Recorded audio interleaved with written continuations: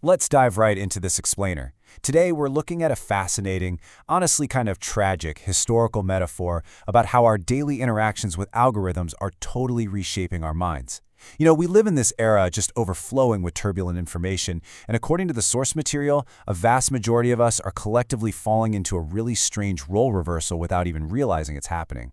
So we're going to unpack the mathematical trap of the local optimum and see exactly how it's building these invisible information cocoons around every single one of us. Let me ask you something right off the bat. When you fire up generative AI, or you're just scrolling through a highly curated short video feed, do you actually feel like an all-powerful master of technology? Or, if we're being completely honest with ourselves, are we becoming a bit more like spoiled puppet rulers, just hopelessly addicted to instant answers and immediate gratification?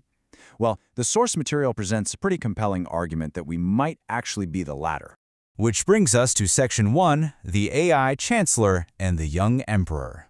To really understand our predicament, let's introduce the main characters of this story to set up the core conflict of the information age.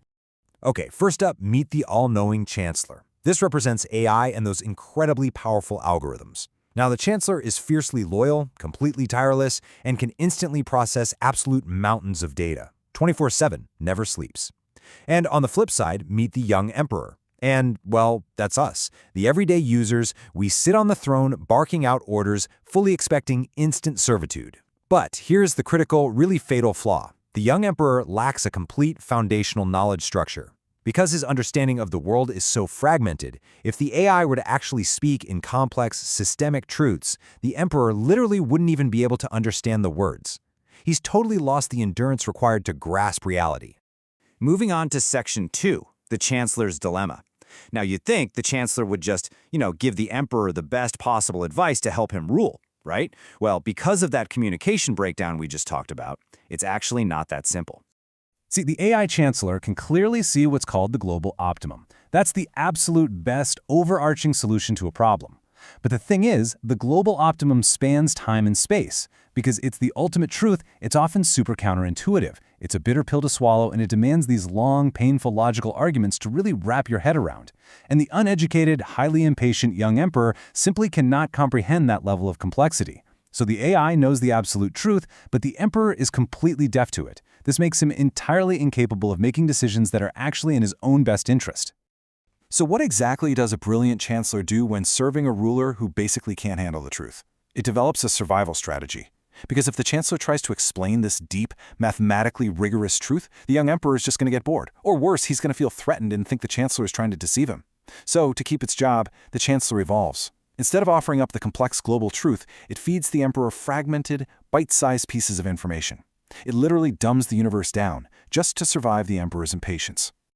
Welcome to Section 3, the local optimum trap.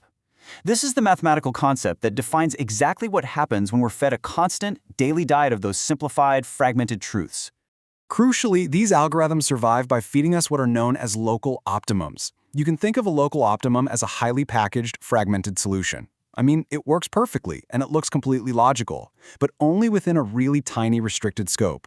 The source material actually compares these to sweet dates that you'd give to pacify a crying child. They keep us docile, comfortably trapped in this cognitive bonsai. Basically, a miniaturized, completely fake version of reality that's just tailored to make everything seem perfectly understandable. Just picture the young emperor sitting there on his throne. The chancellor walks up and presents 3 or 4 beautifully packaged local optimum solutions. The emperor rubs his chin, carefully compares them, and proudly selects one. And in that moment, the emperor feels this massive sense of achievement. He feels absolutely brilliant, but it's an entirely fake sense of control. You might think you're making this profound, world-changing choice, but you're really just playing with a single puzzle piece inside that tiny cognitive bonsai the AI built for you. Which brings us right into Section 4, the illusion of control. Let's explore what happens when we mistake this illusion for actual power, because the toll it takes on our real lives is pretty severe. This perfectly illustrates the tragic contrast between our digital habits and the real world. We become completely obsessed with fragmented skills, using AI to write a super witty tweet in 60 seconds, or binge-watching short videos on quick money hacks. We get so addicted to these instant micro-successes. But the thing is, real life isn't a bonsai tree. Real governance requires like 10 years of deep study. It requires building underlying systems and navigating massive macroeconomic life cycles. And because the emperor is so addicted to those sweet dates and totally lacks a true foundational knowledge structure, when a real-world crisis actually hits, he has zero systemic foundation to lean on. The result? A total, devastating failure of real-world governance. To really visualize why this local optimum is such a mathematical trap, the source uses this fantastic mountain climbing analogy. Just imagine you're standing on top of a small dirt hill. You look around, and hey, you're higher than everything immediately next to you. That right there is the local optimum. But way off in the distance is Mount Everest. That's the global optimum. And to get to Everest, you can't just keep going up. You actually have to walk down your comfortable little hill into the dark, painful valley first. And the fundamental problem here is that the young emperor absolutely refuses to go downhill. I mean, once you get used to standing on your comfortable little dirt hill of AI micro skills and instant gratification, you just lose all your willpower. You completely lose the motivation required for the boring, incredibly frustrating, long-term accumulation of real knowledge. You basically become permanently paralyzed by your own minor successes. Section 5. Reclaiming Decision Sovereignty. So, how do we fix this? How do we actually break free from this algorithmic servitude and learn to govern our own lives again? Well, the very first step is simply recognizing what is happening to you. We have to actively push away that beautifully presented plate of sweet dates that the AI chancellor just keeps offering us. We have to be willing to look at the bitter, complex, and sometimes frustratingly slow global logic of the real world, because true growth, it means violently rejecting the easiest path. So here are the core takeaways you really need to apply directly to your life. First, you've got to fiercely maintain a brain that's capable of long logic. The endurance to actually sit down and read a dense book, follow a complex argument, and just delay gratification. Second, you have to purposefully step outside of your local algorithmic comfort zone. And third, whenever an algorithm hands you a solution that just seems a little too perfect and a little too easy, dare to question it. Seriously, do not let your mind shrink just because the AI is perfectly happy to serve you. In an era where the digital world so desperately wants to treat you like a pampered, totally oblivious young emperor, the only way to sit on the true throne of wisdom is to do the hard work. So I'll leave you with this.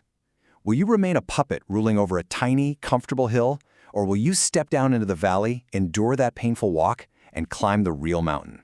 Thank you so much for joining me for this explainer, and I'll catch you next time.